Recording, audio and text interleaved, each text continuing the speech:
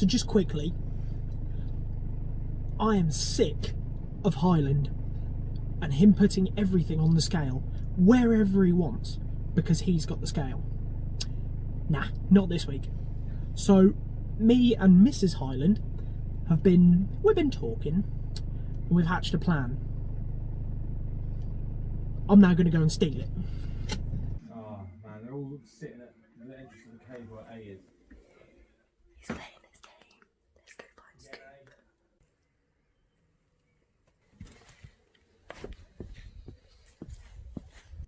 And she's now walking down the road with it. Because Hyland, right? Hyland is playing Call of Duty or something.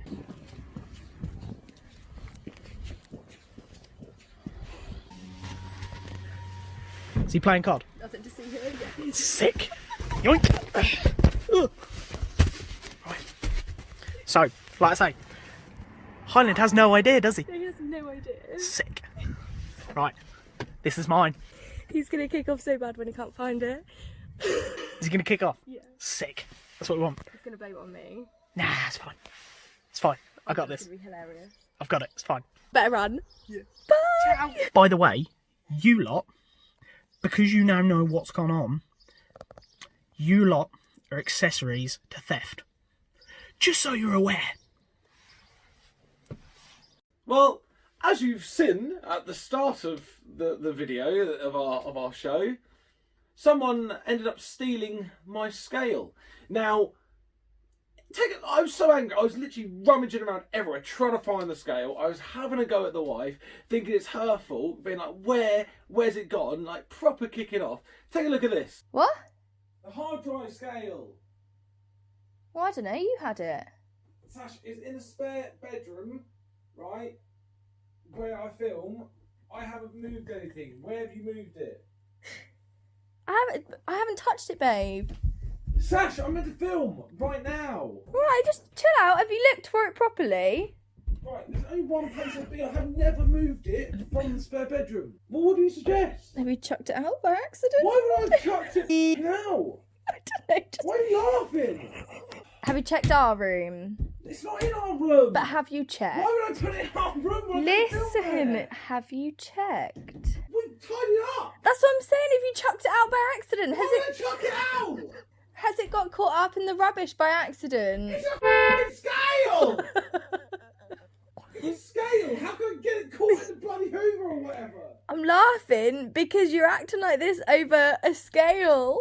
Just skip it for this week. Whatever, shut up. So that's me having a go at the wife, proper rummage around, and yeah, you've got it. Brilliant. Hi, mate. I'm not even. Yeah. Well, I told you it was going to happen one day, and yeah, I might have hatched a plan, and yeah, Hyland sucks. So I've got the scale. Right, now you do know that this is number one of warfare, so I'm going to get my own back. It might not be right away, but sooner or later, I'm going to get you. I'm going to get you back. That's fine. You can try. I'm a master of cunning. I know everything. Plus, I get on really well with your missus, so what are you going to do? Yeah, you're definitely a cunny funt, for sure. Yes, I am. Ladies and gentlemen, boys and girls, thank you so much for watching again. Thank you for liking, commenting, sharing, subscribing, all of that lot that you always tend to do, and it's great to see the interaction. Last time we had the very best, so we talked about all the bests. This week, I'm actually showcasing the Nissan Qashqai, which is Mrs. Hyland's, and also the VW Tiguan, which is mine. I'm going to compare the two SUVs. We're also going to be doing, again, do you really know what burns my oil? Mega modified, and we've also got a brand new section. Scoop, what have we got? As you all know, I like a bit of debate. So we put it out to you guys for your questions. Some would say you're a mass debater. Yes, I am a mass debater. So yeah. So this next part of the show, we've put out the questions to you guys as to the really big automotive questions, be it modified or standard questions or whatever. So this is the part of the show we like to call Mass Debation Nation.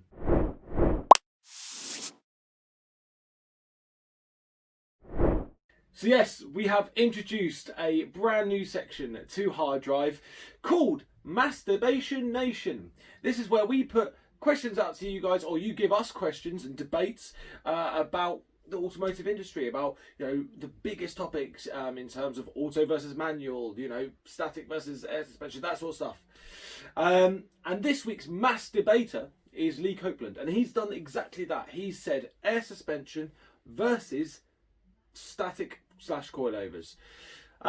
Scoot, what's your thoughts? What's your sort of, where are you leaning towards on this? So, I've always had static cars. I've driven a couple with air. I've driven one with hydros. I don't know. I like being static. It handles well, blah blah blah. But then air suspension, you get to any show, you just drop it down. We can expand this quite a lot though, because not only do you have air suspension and coilovers, you've also got just springs, so you can just replace the springs and make it a little bit lower. You've also got hydros, like you said. You've got various sort of options and then of going, and air suspension is one of them, hydros one of them, springs one of them, coilovers one of them.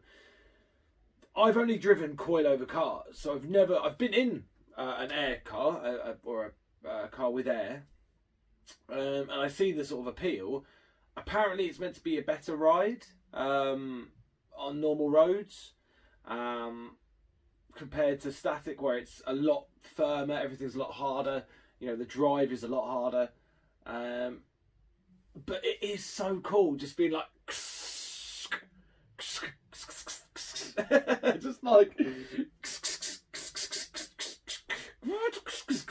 I love that. I love that.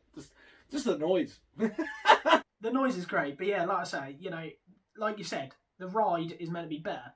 When I went in one, it was nice, it was smooth. If you haven't got a lot of PSI in the bags, just enough to keep it, keep the wheels not touching, it's quite a smooth ride. And some people do coilovers, well not coilovers, but they do like springs. They do a mixture, don't they? If I'm right, you can do air and coilovers as well in sort of a mixture of two, and it meant to merge the two together, but I don't know if it does. I've never come across that. Yeah, so basically you've got your normal coilover setup with your height adjustment, as you normally would. So you'd set it at a high-ish, no, a low ride height. You then have a airbag on top of it, near your top mount, and basically with that you can adjust the ride height by about, I think it's somewhere in the region of 2 inches, give or take, up and down.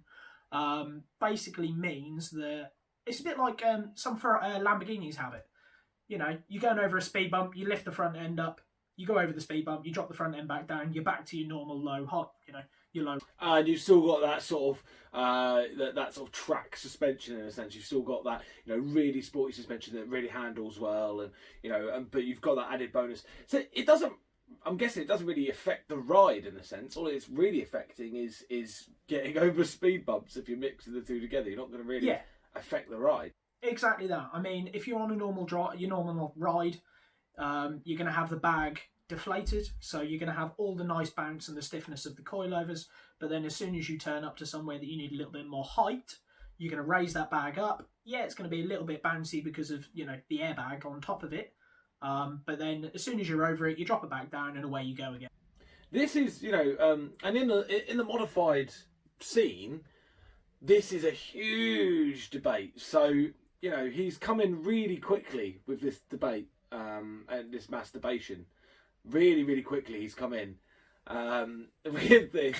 So, thank you so much, Lee Copeland, for this is probably one of the biggest ones the biggest and hardest, masturbation nations to start off with. Yeah, I mean, you need to send your questions in. Don't be limp about it now. Send us these questions. Now, in the modified scene, it's a huge thing. You've got strictly static. You've got air ride companies as well. Airlift. That's it. Thank you. You've got all of these companies that promote one side or the other, and And it's a huge thing in the modified scene. It's always a big sort of debate as to, do you go standard? But I'm guessing it's tailored to what you're, one, what you want to modify your car with, and two, I don't know, whatever you prefer. It's down to your taste, I'm guessing. Oh yeah, definitely. I mean, everything is down to pure taste. I mean, the cost difference though is phenomenal. You can go for a nice set of coilovers. It's going to cost you what, 600 quid, something like that? Behave, eBay cheapos over here. I get mine for about 180. No, for a decent setup, something like HSDs or something like that. They're going to cost you somewhere in the region of about 600 to £1,000, give or take. If you go for air suspension, on the other hand, you're looking £2,500 upwards, or a second-hand set for 1,500. If you're driving a Corsa, you're not going to buy £600 coilovers, and if you are, then buy air. You might as well buy air. If you're spending £600 on coilovers, go get air. You might as well. That's my personal opinion on it. So this is Hyland's top tip. Spend 600 quid on coilovers on a crap car, or spend 1,500 quid on air on a crap car. Well in. No. My top tip wasn't that. My top tip was, if you're spending money on coilovers for a crap car, buy cheap coilovers. That's my point. Yes, they might break, and you might put the suspension through the floor, but it's a fucking crap car. All right, what's your take on it? What's your conclusion then? Where you... I don't know. I'm on the fence. I like both. I like the ride of... But you can't be on the fence. You have to be off the fence. No, I don't. I want to be on the fence. It's comfortable. We can't have a debate. We can't have a mass debation and both not come to a conclusion. All right. I'm coming. Here is my conclusion. All right. Go ahead. My conclusion is decent car, decent suspension setup. Crap car, cheapest thing you can get possible. So you just had a go at me for not giving sound advice, and all you've done is said what I've said, but in fewer words. That's what I do. I'm good at that. Right. We need to both get off this fence. So I've never driven air. I might drive air at some point in the future, but for the foreseeable future, I'm probably going to stick with coilovers. Yes, they're a bit more pain. Yes, it takes time to wind them up and stuff to lower it. And if you're at a show, you have to, and you want it to the floor, you have to do that at a show. But I don't care. That's part of the fun. That for me, that's you're getting involved. So I'm not on the fence anymore. I'm going to go with I'm going static. I'm going coilovers. See, now I'm going to go the opposite way. I like air. I like the drive of air. I'm going to sit on air. Fine. Well, this then now comes down to the viewers. This is down to you now. So I am sitting with coilovers. Scoop is sitting with air ride and air suspension. Give us your view. Where are you going to go? And we will choose the winner after you guys have had your sort of say on it. So it's up to you.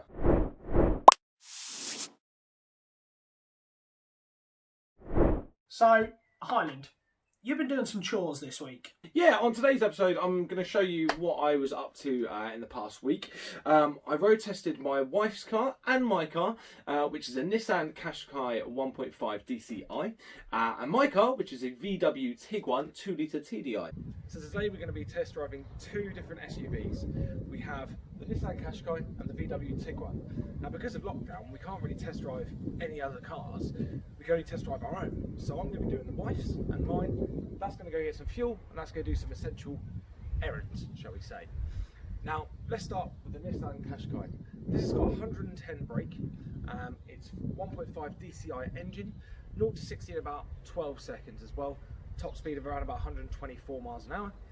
That has got a 2-litre TDI engine, top speed of 111, 0 to 60 in about 12 seconds again. My wife and I both have these on finance. This one cost 13,000, this one cost 10,000. So let's start with the Qashqai, shall we? Now the first thing you notice about this Qashqai is that mean front end. That is particularly sporty styling. It's aggressive, looks fantastic. Onto the rear, we look at this space age sort of rear end. Now in terms of the boot, it's got a bigger boot if you look at it dimensionally, than the Tiguan. You've also got these little cubby holes. Forgive the mess. Sacha likes to store lots of stuff in there. But you've got these little cubby holes where you can put loads of storage in. The back seats do fold down. And it's a fairly decent sized boot. I mean, you could probably put a dead body in it, especially in here. Put them in the cubby hole, no one will notice. 5 seats, spacious as hell. You got your ISOFIX down here. There's quite a bit of room in here, like, you know, headroom as well. You know, I don't feel too bad in the back of this. It's comfortable rear seats. Yeah, decent. Now, in terms of the front seating position, everything's a bit claustrophobic. You know, I'm very tight in. You know, I'm not the smallest of guys, but you know, everything's here, just in your face. You know, you've got a bit of handle here, and you know, it feels kind of just tight. It feels like you're kind of in a coffin, which goes really well with, you know, the fact that you could put a dead body in the back. But in terms of seating position, it's not bad. It's comfortable, just a bit tight. I've put the seats down here, so they lay flat, which is great. So great for putting stuff in there in terms of, you know, sofas and IKEA stuff and, you know, daily family treks that you're going to have to do. The only difference is the front seat. I've tried to put all the way down flat, but it doesn't. It leans forward a little bit. You can push it all the way to the front, which is good. But if you've got a huge item, that could be the difference. But yeah, if you're a dead body, you'd fit in there really comfortably. Let's take it for a little drive, shall we? Just like, spoiler alert, it might shake a little bit, but we'll see what happens, shall we? Off we go. So that beeping is the parking sensors. When you set off, either when you set off and you're at low speed, they'll come up. If you're reversing, again, they'll come on for that. That's quite nice. Initially, it's, you know, it is a nice car to drive. I've driven this quite a lot, to be fair. Oh, there we go. So,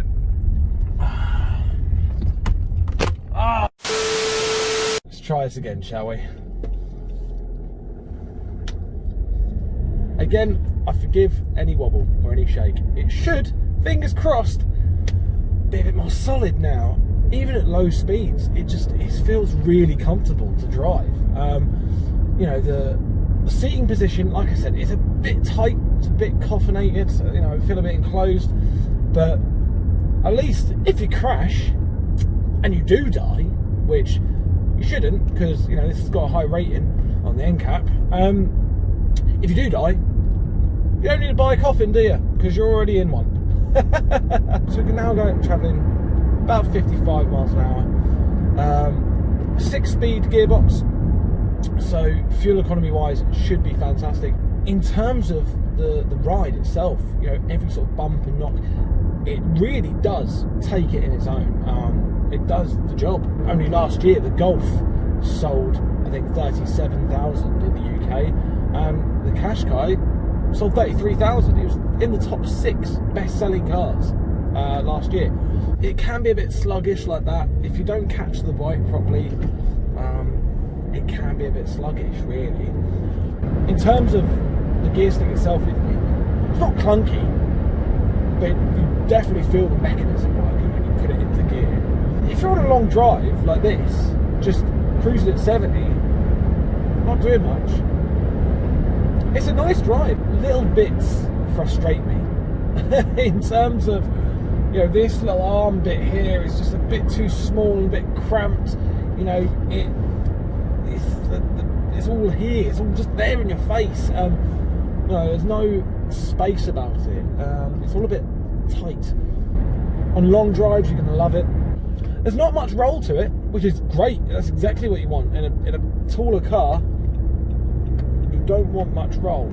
So I'm now about to overtake, but luckily, luckily with that, I was at a speed that I could overtake. If I was going from 60 to 70 in 6th gear, there's no power there.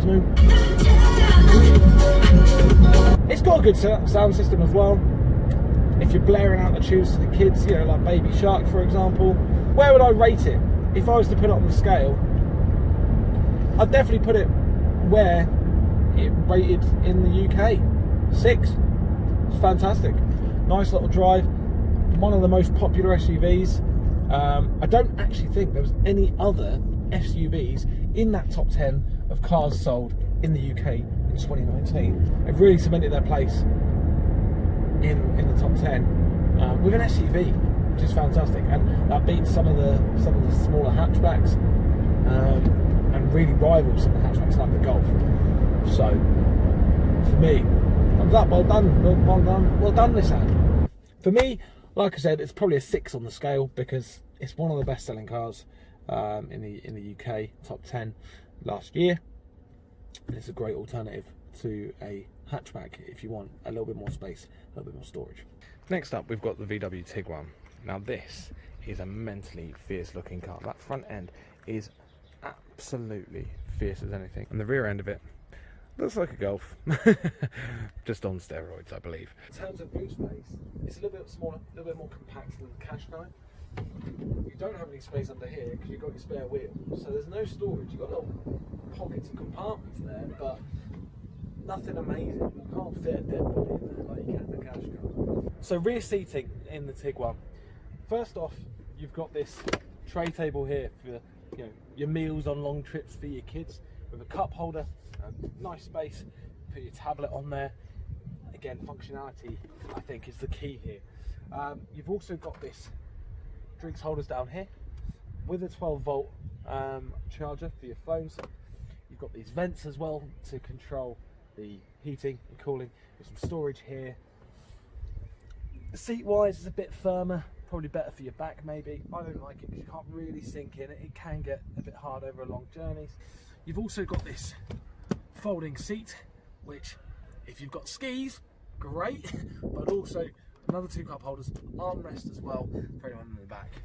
I think they've thought more about practicality in the back of the Tiguan than they have the Qashqai. So, in terms of a family SUV, this one goes, Tiguan takes the point, I think. Now, I put all of the seats down, bar the drivers.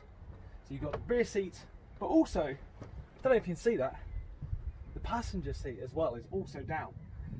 So you've got all of this room, this flat room to put anything you want in. Now, I know what you're probably wondering, can I fit a 3-seater sofa in here? Well, no, you can't. So, seatbelt on, let's crack on, shall we? In terms of the driving for this, it feels a lot more like a Golf, which isn't a bad thing. I think that the suspension in the Tiguan compared to the Qashqai is actually a bit firmer, it doesn't soak up the bumps like the Qashqai does. In terms of the gear changes, and I mentioned the Qashqai was a bit clunky, a bit into place. This feels a bit smoother in this 6-speed gearbox. In terms of comfortability in where your arms are placed, it feels a bit more open. It doesn't feel like a coffin. In terms of the give and go, putting your foot down and getting it, with the Qashqai, it was a bit sluggish. In this, it just absolutely, as soon as you put your foot down, it responds, which is brilliant. This again has electric power steering, so you can do your thing around the city, sitting parking, and it's also got called speed variable steering, which basically means that the steering will adjust according to how quickly you're going. Now, don't quote me on this, but I believe that the quicker you're going, the firmer the steering is. So because you're not going to be doing that much manoeuvring when you're doing high speeds in an SUV anyway. When you're at lower speeds, the steering lightens up, so it's easier for steering when it comes to city driving. The sound system in this is absolutely phenomenal. So, you're in a parking area and you want to find a parking space. Maybe you're terrible at parking, maybe you're great at parking. But either way, you want to park. You found out where you want to park. So you press this little button here, press it twice for bay parking. Keep going forward. The arrow tells you what to do. And then keep telling you to go forward. You stop, put it into reverse, let go of the steering wheel, check around your vehicle, and off you pop. This is crazily weird. All you do is control the gas and control the brake. It will tell you when to stop.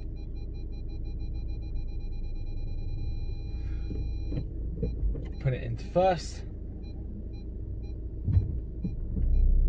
I'll then move you forward a little bit.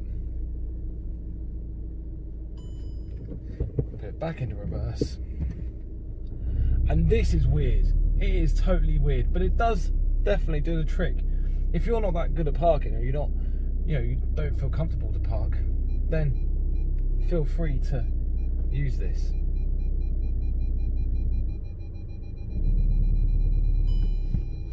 Parking system finished. With the VW, it's the same brake horsepower as the Qashqai, but I don't know if you notice, it's a lot quicker. It utilises that brake horsepower a lot more, and you can get up to speed a lot quicker. And even if you're sitting at 50 and you want to overtake someone, I'm at 50 now, and it goes. Let's put the foot down, shall we?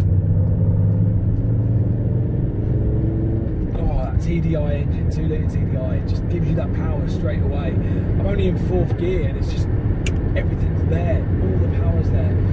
Now, here we go, let's see the roll. I'm definitely leaning a bit more as I go round the corner. Maybe it's because the Tiguan is a bit of a bigger car in height, which would probably add to the effect of the roll. Or it could be, again, that suspension eating up the road. The Qashqai really does eat up the road, really does. Again, that roll here, that you just, I'm proper leaning and I'm having to really utilise my back muscles to not fall into the door or fall away from the steering. I have to proper align myself. And again, with the comfort, because you've sunk into the Qashqai's seating, you're a bit more secure. For me, this is just a Golf on steroids. I've always said it, always believe it, and I will continue to believe that. It feels like a Golf, it drives like a Golf, it's just a little bit higher up. And not being funny, that is a good thing. That's not a bad thing. So, for me, wife's going to hate this and it's going to sound a bit biased, but I want to put this as about 6.5. Just a little bit better in terms of the self-parking, the drive, the feel of it. There's downsides in terms of it rolls a bit more, and the suspension, but it makes up for it just for the speed, the quickness of the acceleration, and the overall feel of the car, basically. So there's the 2 reviews of the Qashqai and the Tiguan. Really? I knew you would be biased and to choose the German over the Jap. I knew it, 100% knew it. Look, at least I did one. You were meant to do your modified Audi, and you were too busy. I was too busy talking to your missus hatching a plan, alright? I couldn't help it. Oh dear. Let's move on.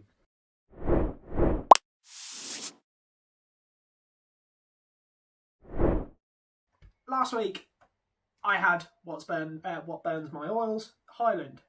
What really burns your oils this week? This week is cyclists. I mean,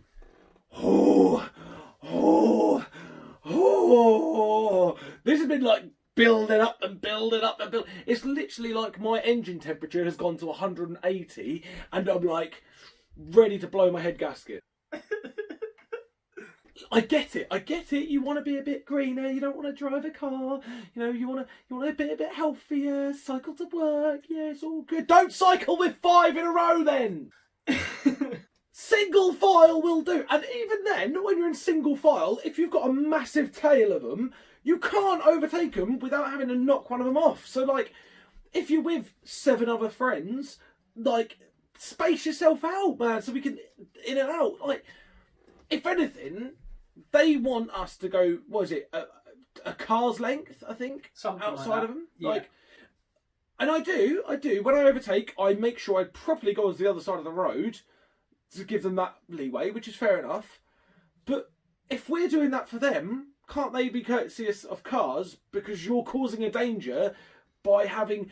Do you feel a little bit better now? You know what really, really burns my oil? Tour de Norfolk. I don't care if you want to Tour de Norfolk, right? Because on those days, you've got like 30 bloody cyclists in a mass group. It's like a cyclist riot. I just hate it. No, I 100%, I agree with this 100%. I mean, I'm courteous to cyclists. I will go on the opposite side of the road unless they're 3 abreast and clip on my wing mirror, gutted. No, I'm not that bad. I'm not that bad. However, yeah, cyclists do really wind me up. I absolutely hate the cyclists that are just like, I'm a cyclist, I have the right of way on the road. No, you don't, mate. You don't pay for road tax, therefore you cannot complain about the road. It's your choice. I knew you were gonna pull us up on it. This is why I didn't say road tax, because it's not road tax anymore. It's emissions tax. They've changed, haven't they? It's emissions tax now. I don't care. They don't pay to be on the road. I pay to be on the road, therefore you move. But they don't need to pay on the road because I don't emit anything. Have you not seen the amount of sweat that pours off them? Makes the road so greasy. It's horrible. And if they do have the safety gear on, they bloody think they're in Tour de France, don't they? They've got the fucking... on the fucking... I can beat a car, it's fine! No, you can't beat a car if I slam it into you. Yeah. I mean, I had the issue of the other night. Was driving about, as you do. I had my lights on. I had this white light coming towards me. But it's bright as hell. Couldn't work out what it was. I was like, it's got to be a motorbike. He's on the wrong side of the road. It's got to be a motorbike. Now, it's a pissing cyclist with a really bright light that ever so often just goes and just strobes at you. Oh, I nearly had an epileptic fit. What must go through their heads that you think that I can see, I can't see, I can see, I can't see, I can see, I can see.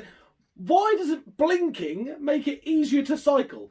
It's like us going in the car at night down a country road and just turning our lights on and off. I can't see, I can see. It doesn't help. It doesn't. All it does is just it damages your. Just God. The other thing that irritates me with cyclists, you pull up to a traffic light, right? 4 or 5 of them coming up behind you. They all sit right in front of you in the traffic lights. I am quicker. I'm going to go out of that traffic light a little bit quicker than you. You're sat there doing 3 miles an hour because your little legs won't push you any further. Try changing down a gear, you pleb. And yeah, they're just sat there, not moving anywhere. And I'm sat there. Come on, no, still in first. No, come on, get out of the way. That's another pet hate, is that when you are coming to traffic lights and you overtake them, and you go, yeah, I'll overtake them. And then purposefully, this is one thing I probably do that I shouldn't, is I make sure there's no room for them to get in between the car. Because, what is the point? And some cyclists do this, you'll overtake them, you'll come to traffic lights that's red, and then they'll go in front of you. And it's like, I've just overtaken you. You're not going to get to your destination quicker than I'm going to get to mine. Ah! In terms of do you know what really burns our oil this week? I think we've had me especially, a massive rant about cyclists. If you are a cyclist and you are a bit offended, you know what to do? Go buy a car. If you are a motorist who also cycles, grow up. You are the worst type of human. And if you're a motorist like Scoop and myself, then and you don't like cyclists, then yeah, crack on. Carry on, pal.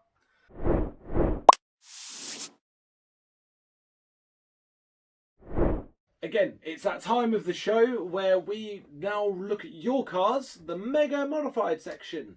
So we have 3 this week. Like we do every week, we sort of tend to try and do 2 to 3. We might do 4 if we have time on another episode. But The 3 this week, we've got Robbie Dunderdale's MX-5. We've got Michael Hughes' V6 Mark III Golf.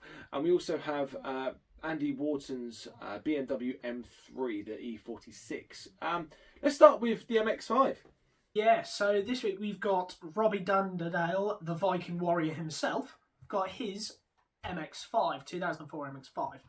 Love it. Don't understand why he's got a flashy beacon on the roof, but hey ho. Hyland, what do you reckon? I like MX-5s. You know, we had the show yesterday.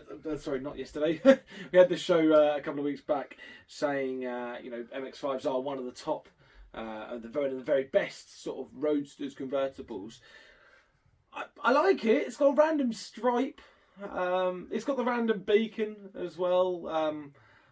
I don't know if he goes on track with it. I don't know.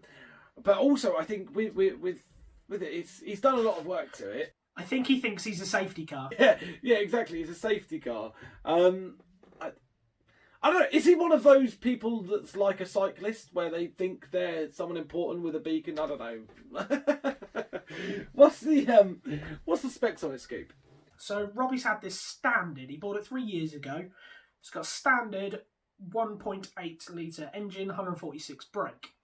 So he's put Tyne coilovers on it, JBW alloys. It's got a big gay wing, because let's face it, who doesn't like a big gay wing? It's got Mazda speed side skirts, a Rouge Run front lip, Jap Racing full stainless catback exhaust system, K&N Typhoon induction kit, factory fitted Mazda Sport engine bay struts. It's got the full set of chassis strut bracing underneath, and it's also got a snap-off deep dish steering wheel. But it doesn't look out there. It looks very subtle, very sort of... I don't think you'd tell it was majorly modified, I think. Do you need better glasses? Are you actually blind? In comparison, what I'm trying to compare it to, right, and you'll probably agree with me on this, is that Chris Baker owned the Purple Monster.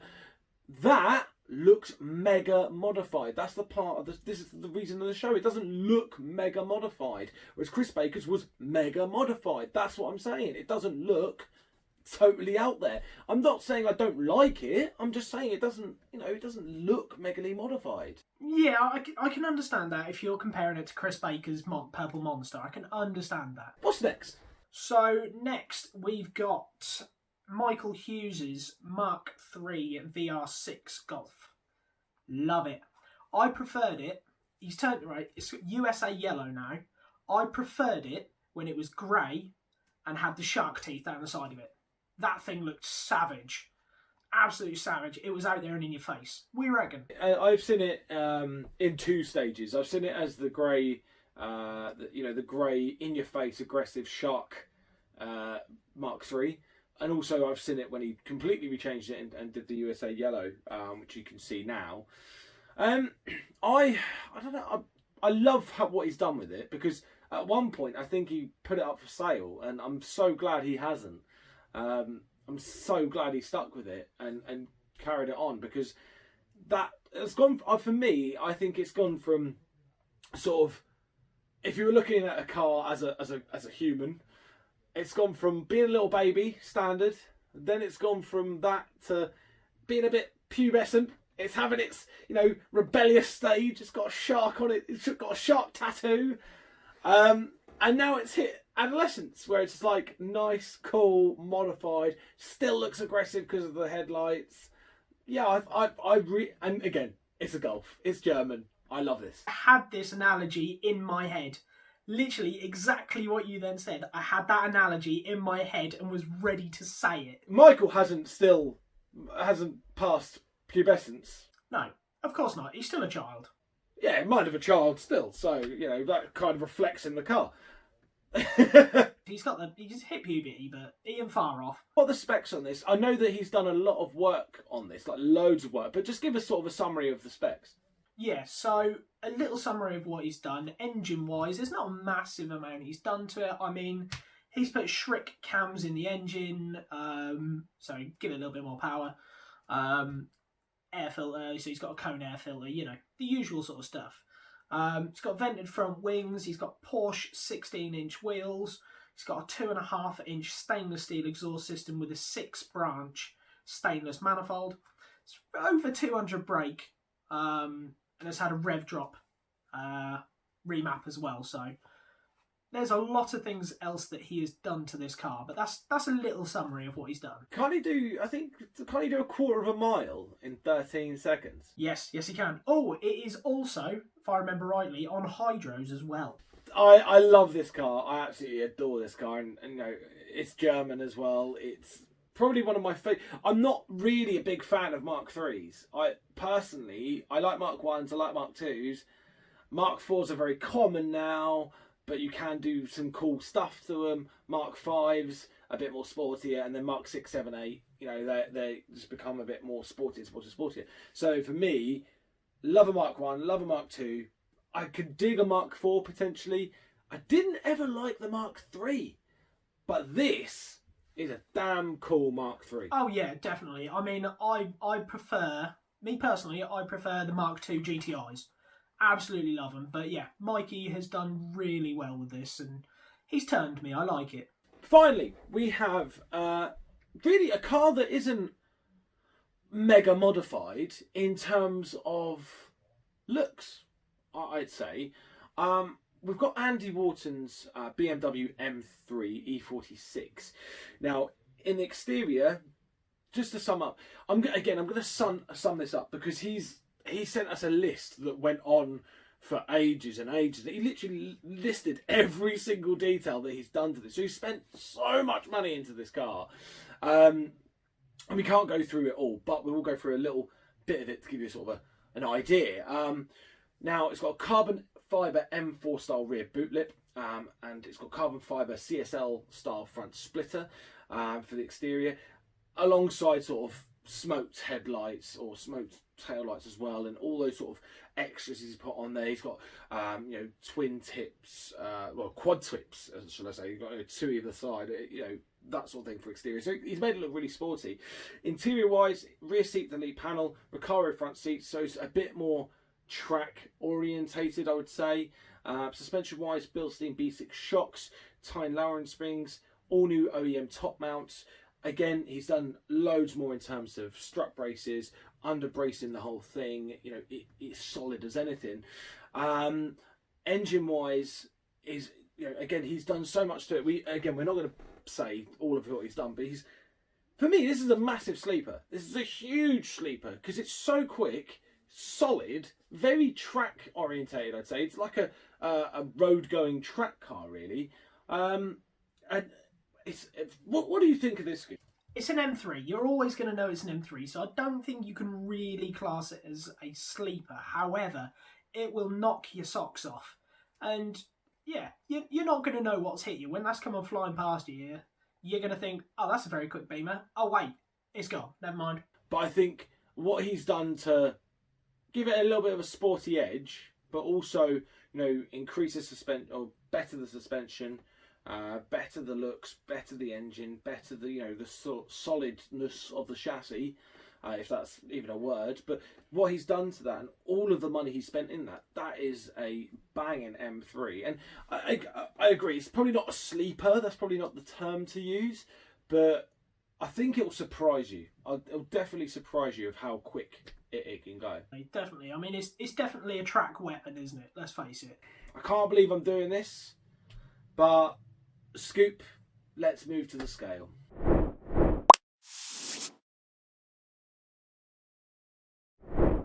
I've got your child, it's fine. What you've done is Pandora's box has been locked for some time, and what you've done, you haven't just opened it.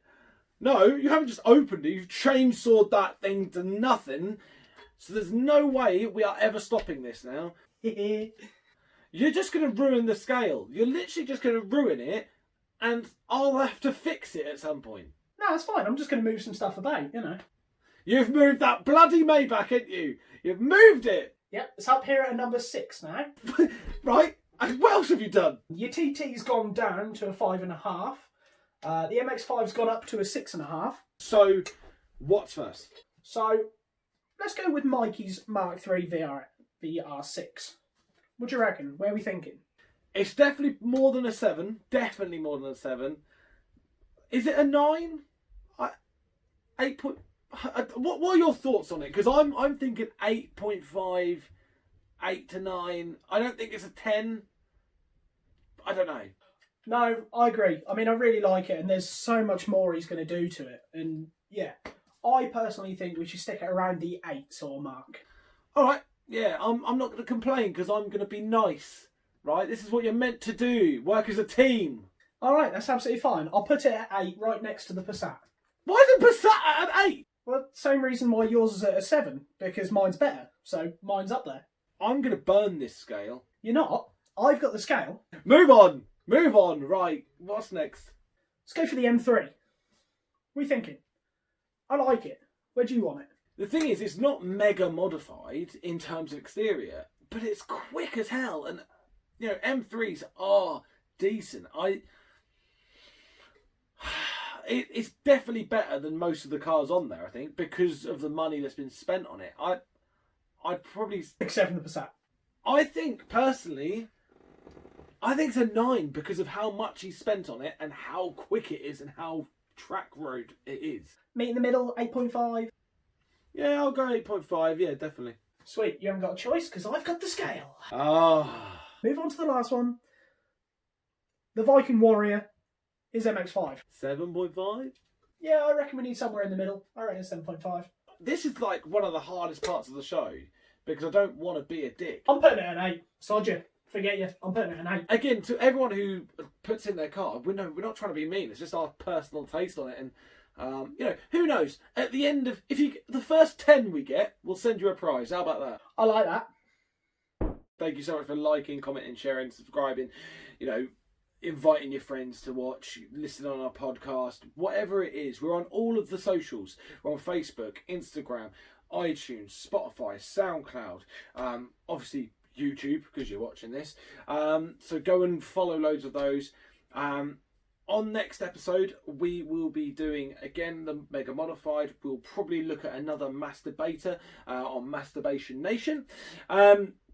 We're also going to be doing another, do you know what really burns my oil? I think it's Scoop's turn. I don't know if I'm going to prank Scoop yet. I will probably try and think of something for next episode. If not, I will try it in the next few episodes. I will get that scale back and I will get my bloody revenge on him. And finally, let's tally up the counter, shall we? Ah, yes. On that, let's close up. So, thank you so much for watching.